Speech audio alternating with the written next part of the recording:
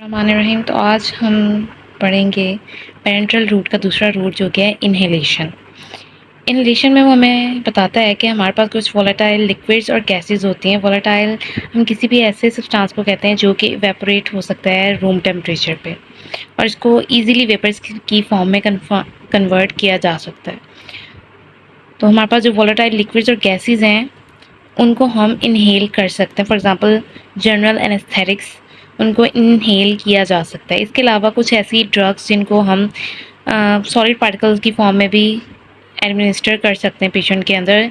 इसमें हम ऐसा करते हैं कि कोई भी ड्रग लेते हैं, उसका सोल्यूशन लेते हैं और फिर उसको एटमाइज कर देते हैं, यानी कि एटम्स की फॉर्म में उसको कन्वर्ट कर दिया जाता है या फिर कुछ फाइन ड्रॉपलेट्स या वेपर्स की फॉर्म में उसको कन्वर्ट कर दिया जाता है और उनको फिर एरोसोल की फॉर्म में इनहेल किया जाता है। एरोसोल हमारे पास प्रेशराइज्ड डोजेज फॉर्म होती है ड्रग की।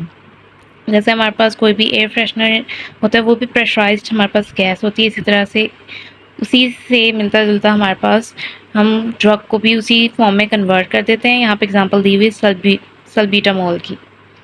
तो इसमें वो हमारे पास कहता है कि हम ड्रग को सॉलिड पार्टिकल्स की फॉर्म में भी एडमिनिस्टर कर सकते हैं। किस तरह से हम उसका सोल्यूशन तैयार करेंगे, उस सोल्यूशन को हम एटमाइज कर लेंगे या फिर उसको हम वेपर्स की फॉर्म में कन्वर्ट करेंगे या उसका एरोसोल बना लेंगे। इसके अलावा वो कहते हैं कि जो हम इनहेल करते हैं ना ये ड्रग्स, ये डायरेक्टली हमारे पास जो पल्मोनरी एपिथेलियम होती है जो हमारे ड्रग्स लंग्स के अराउंड होती है या फिर जो म्यूकस मेम्ब्रेन्स होती हैं रेस्पिरेटरी ट्रैक की, वहाँ पे ये जाके एक्ट करती है और वहाँ पे फ़ौरन से एब्जॉर्ब हो जाती है और मेम्ब्रेन्स के थ्रू। इसके अलावा वो कुछ इसके एडवांटेजेस और डिसएडवांटेजेस भी बताता है। पहले हम एडवांटेजेस पढ़ते हैं। एडवांटेजेस में हमारे पास ये है कि ये इंस्टेंटेनियसली एब्जॉर्ब हो जाती है, यानी कि फ़ौरन से एब्जॉर्प्शन शो करती है ये ड्रग इस रूट के ज़रिए से, क्योंकि हमारे पास जो लंग्स होते हैं ना उनका सरफेस एरिया बहुत ज़्यादा लार्ज होता है जिसकी वजह से ड्रग फ़ौरन से एब्जॉर्ब हो सकती है। इसके अलावा वो कहते हैं कि जो हमारे पास पल्मोनरी डिजीज़ होती है ना, जो डिजीज़ लंग से रिलेट करती हैं, तो उन कंडीशन में हमारे पास यही रूट आमतौर पर यूज़ किया जाता है, क्योंकि इसके ज़रिए से एक तो ड्रग हमारे पास जो डिज़ायर्ड साइट है उसी के ऊपर जाएगी, यानी कि जिस जगह पे हमें चाहिए कि ड्रग जाके एक्ट करे वहीं पे जाके एक्ट करेगी और जिसकी वजह से हमारे पास ड्रग बहुत ज़्यादा इफ़ेक्टिव हो जाती है और लेस हार्मफुल हो जाती है, यानी कि वो अपना इफ़ेक्ट ज़्यादा शो करती है और हार्म उस पेशेंट को कम पहुँचाती है।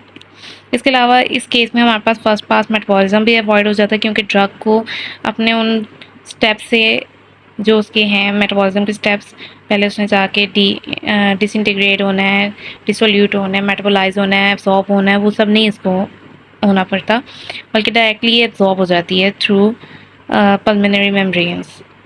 इसके अलावा जो हमारे पास ब्लड के अंदर इनका लेवल है ना इन वोलेटाइल एनेस्थेटिक्स का, उसको भी हम कंट्रोल कर सकते हैं, क्योंकि जो ये गैसेस होती हैं उनकी एब्जॉर्प्शन और एक्सक्रीशन जो होती है वो हमारे पास लॉ ऑफ गैसेस के अकॉर्डिंग चल रही होती है, तो इसलिए उसको भी कंट्रोल करना बहुत आसान होता है इसके लेवल को।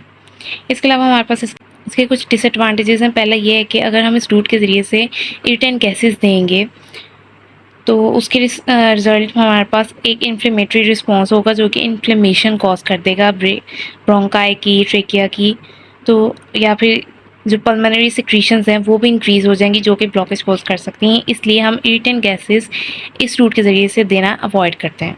और दूसरा ये कि ये एक इम्पॉर्टेंट रूट है। कुछ ड्रग जो हमारे पास ड्रग ऑफ अब्यूज़ होती हैं उनको यूज़ करने के लिए ये इन्हेलेशन एक इम्पॉर्टेंट रूट है। इस ड्रग ऑफ अब्यूज़ में हमारे पास क्या आ जाती हैं, कुछ इलीगल ड्रग्स होती हैं और कुछ ओवर द काउंटर ड्रग्स होती हैं जो कि ऐसे पेशेंट्स ले लेते हैं जो डिप्रेस्ड होते हैं या बहुत ज़्यादा स्ट्रेस कंडीशन में होते हैं, वो ले लेते हैं। तो इलीगल ड्रग्स को यूज़ करने के लिए भी ये एक इम्पॉर्टेंट रूट है, इसलिए भी ये इसका एक डिसएडवांटेज है।